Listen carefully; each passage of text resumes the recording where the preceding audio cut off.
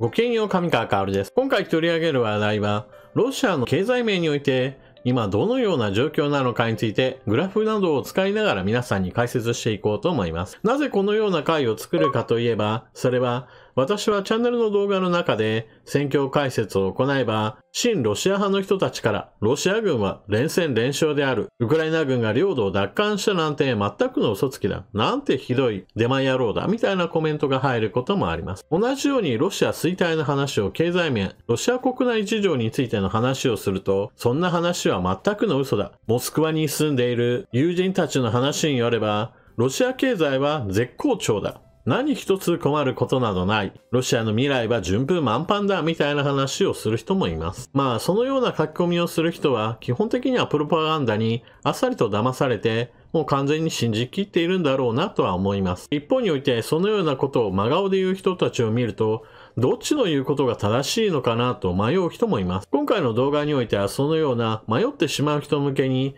現在のロシアの経済状況などについて客観的な情報をもとにして理解を深めていきましょう。それではここからはデータの紹介が続きます。まずはロシアの経済状況を見るときに最もわかりやすい例として GDP の推移を見ていきましょう。GDP がプラス成長なのかマイナス成長なのかというのを見ればその国の経済が拡大期なのか、それとも収縮期なのかを大雑把ではありますが理解することができます。現在のロシアは GDP のマイナス成長が続いています。経済全体が縮小しているイメージを持ってもらって構いません。一般的に好景気が続いていれば、GDP はプラス成長が続いていき、一方において不景気といったものが続くとマイナス成長が続くというのが GDP がプラスなのかマイナスなのかを見るときの考え方です。ロシア経済のことを考えると基本的には外貨収入として原油や天然ガス、鉱物資源などを輸出し、それらによって得たお金を国内で回すといったことが政権基盤を支える経済的な大きな収入源となっていました。ですから、ロシア経済、特にプーチン政権になってからは、原油価格などが高止まりした時期などもあって、経済は基本的には良い傾向にあったと言われています。しかし、グラフを見ればわかるように、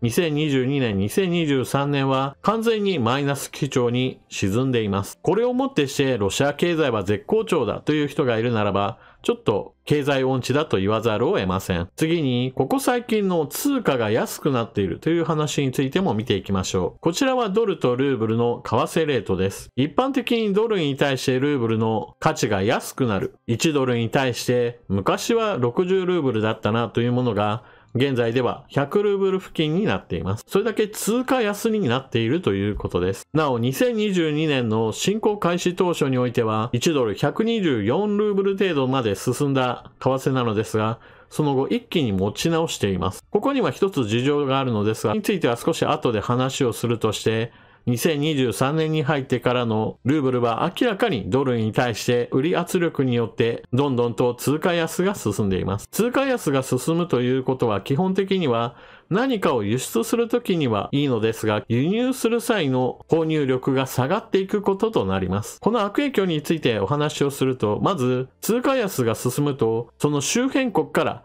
ロシアに行って働こうという人たちがどんどんと減ることとなります。同じ仕事をしていても通貨が安くなることによって国外を持ち出す時の実質的な価値が目減りするからです。特にロシアの都市部においては外国人労働者などを受け入れて都市住民がやりたがらないような仕事については安い労働力として外国人労働者が取り合いになっていたのですが、この外国人労働者もルーブルがどんどんと安くなっていくんであれば、これはちょっともうロシアで働くわけにはいかないなと、それ以外の国、ヨーロッパであったり、東南アジアなど他の場所へとどんどんと移っていくこととなります。そして現在のロシアにおいては多くの大人たちが戦場へと駆り出されているといったこともあって、労働者不足というものが加速しています。そこに通貨安がもたらされる外国人労働者のロシア化費といったものが進んで、労働者不足というものがかなり進んでいることとなります。この悪影響というものもあって、以前お話しした大人の人数が足りないんだったら子供を仕事に出せばいいじゃないかとして、14歳以上の子供たちをもっともっと働き手として企業が雇いやすいように、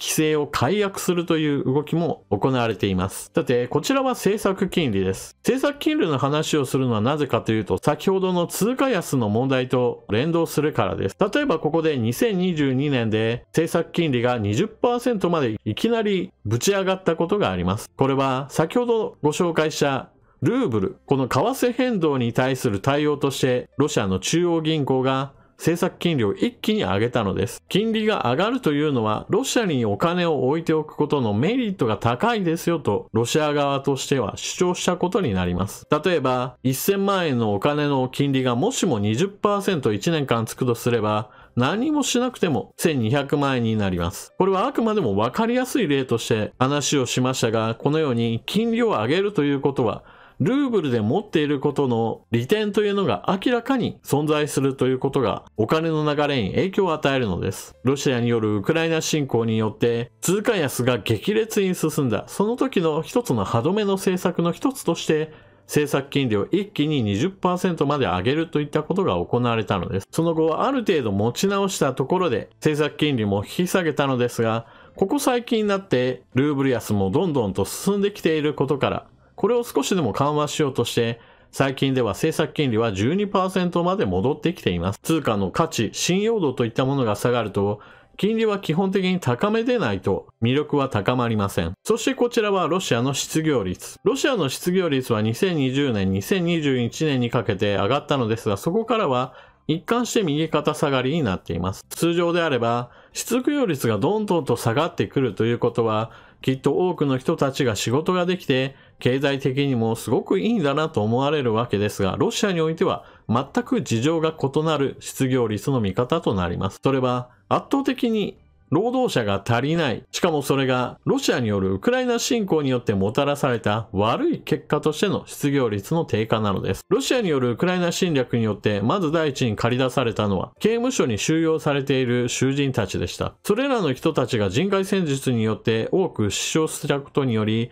そこから先に兵士を確保する手段としてプーチン大統領が選んだのが動員です。これに伴って動員された大人たちだけではなく、動員される危険性を恐れて100万人規模と言われるほどの、いわゆるある程度の貯蓄や所得がある人たちが一斉に国外へと脱出するといった出来事がありました。さらに先ほども述べたルーブル安によって海外からロシアに働きに来るいわゆる外国人労働者の人たちの手取り収入といったものの価値が下がることによって、ロシアになんて行きたくないなという人たちが、さらにロシアに入らなくなるし、ロシアにこれまでいた人たちが他の国へと移動するなどによって圧倒的な労働者不足といった問題が発生しているのです。だからこそ、ロシアにおいては失業率がどんどんと下がっていくこととなっているのです。これは決して経済が拡大しているわけではなく、明らかに他の要因で労働者が確保できないという悪い状況に陥っているのです。さて次に、ロシアの経済を支えているのは、原油や天然ガス、鉱物資源の輸出などですよという話をしましたが、肝心の天然ガスや石油については、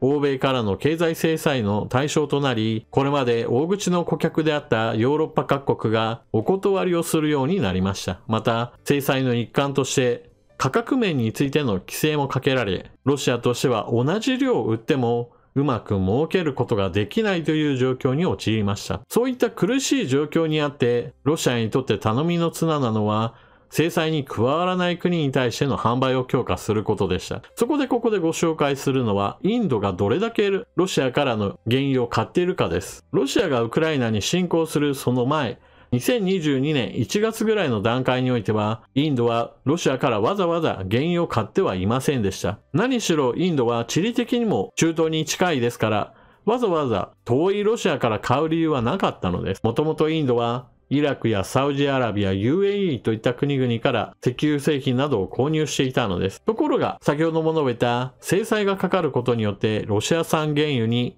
大幅なディスカウントセールが始まりました。特に売り先が絞られることによってインドの方に商売上の明らかな交渉材料が発生し、安い値段で売ってくれるんであれば、ロシアさんあなたの国からどんどんと買ってあげますよという交渉が実際に通ったのです。これに伴ってインドはロシアから大量に原油を買うこととなりました。それに伴ってこのグラフにおいても、それまで全くロシア産原油を購入していなかったのに、輸入量の国別内訳においてどんどんとロシアの色合いが増えています。しかし輸入量が増えたといっても、安く買われているという事実は変わりませんから、ロシアにとっては全体の石油収入は悪化しているのです。では、どのくらいロシアにとって不都合な貿易状態なのかを表す一つの例があります。それは、石油を大量に売っている国、サウジアラビアが、わざわざロシアから石油を買っているという事実です。こちらはサウジアラビアがロシアからの石油製品の輸入量を示したものです。2023年になってから特にサウジアラビアは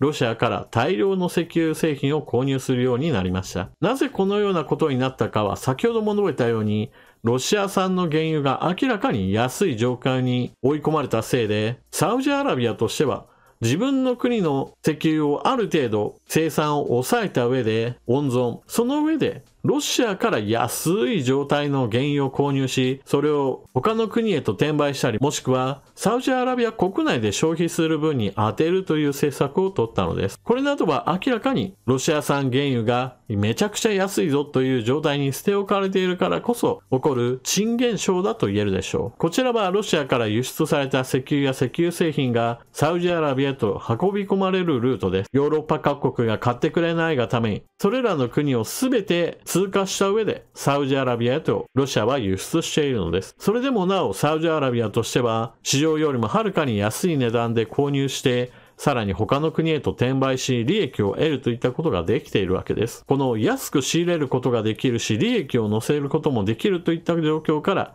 ロシアの苦しい立場にあることが明確にわかるのです。さて、ルーブル安についての説明をするときに少し足りないなと思ったのが、ロシア国民自身もルーブルを信用していないといった面があります。それは、ロシアのルーブルを売って他の通貨へと変え、そして自分の資産、それらを海外にどんどんと逃避させているといったことが指摘されています。このような動きが顕著なのは一般国民というよりもむしろプーチン政権につながることによって多額の知財を蓄えているいわゆるオリガルヒの人たちです。彼らはプーチン政権とべったりくっつくことによって石油や鉄鋼など非常に肝となるような産業を抑えてそこから多額の収入を得ている人たちです。しかし彼らにしてみてもロシア国内に資産を留めておくとその資産価値は通貨安によって目減りしていってしまいます。ですからなるべくユーロやドルといった海外資産にと分散し資産を保全しようとするのです。また、ロシア国内の人だけではなく、ロシアから脱出する企業なども当然のように、従来であれば、ロシアに投資するためにお金を送っていたわけですが、そのような動きもなくなり、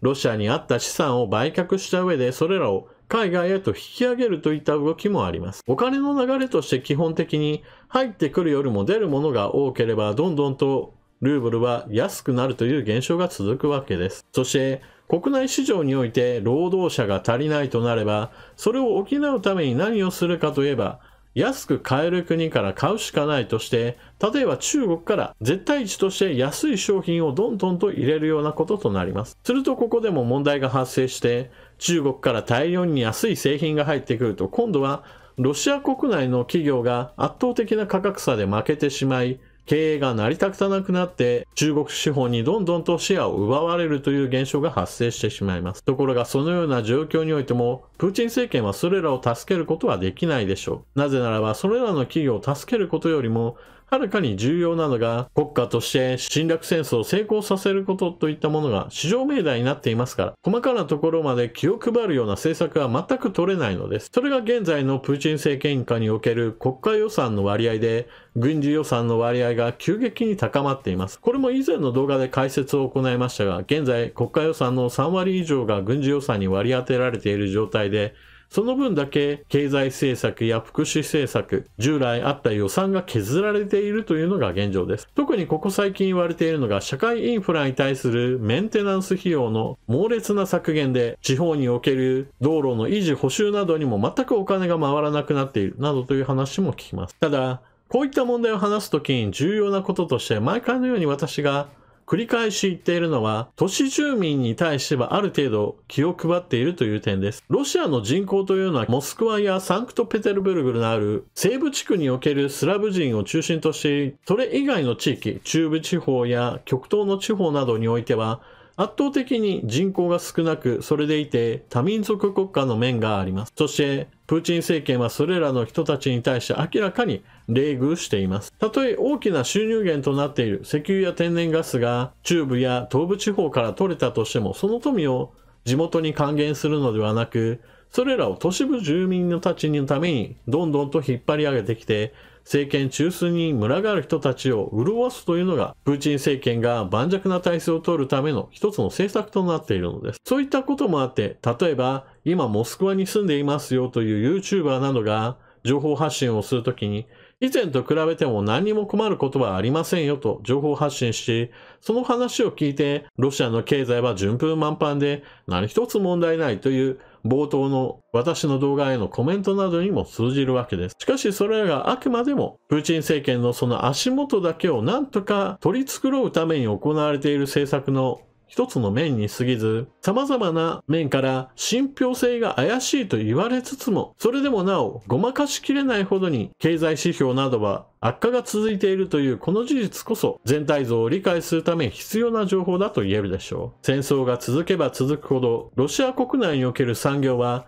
軍需一辺倒になります。日々消費される砲弾を作るため、日々破壊される装甲車を作るために、ありとあらゆる産業やありとあらゆる労働者をかき集めるようなことをして、そして前線においては多くの兵士たちが死傷し続ける。そしてそのような国家の未来を削るような政策をし続けることによって、ロシアの隣国中国はロシアの衰退につけ込む形で自分たちの勢力を浸透させるように図りますし、プーチン大統領も自分さえ良ければいいとして、そのような中国の振る舞いも受け入れざるを得ないわけです。このような状況を見て、ロシアの未来が明るいと見ている方がむしろ私はどうかしているんじゃないかなと思います。というわけで今回の動画はここまで。現在のロシアの状態を見るのに様々な情報をもとにしてそれらを解説してきました。これらはあくまでも全体を理解するための大まかな話ではありますが、十分にそれでもロシアの今の苦しい状況やこれから未来がないなと思わせるには十分な情報の数々だと私は思います。皆さんはどう思われたでしょうか？ぜひともコメントしていってください。それでは動画を最後までご視聴いただきありがとうございました。チャンネル登録していない方はぜひともチャンネル登録していってください。そして動画を見終わったら評価ボタンのクリックとあなたの感想コメント、また役に立ったなと思う方はぜひとも SNS 等での拡散やスーパーチャットなどもご利用ください。それでは次の動画でまたお目にかかりましょう。またね。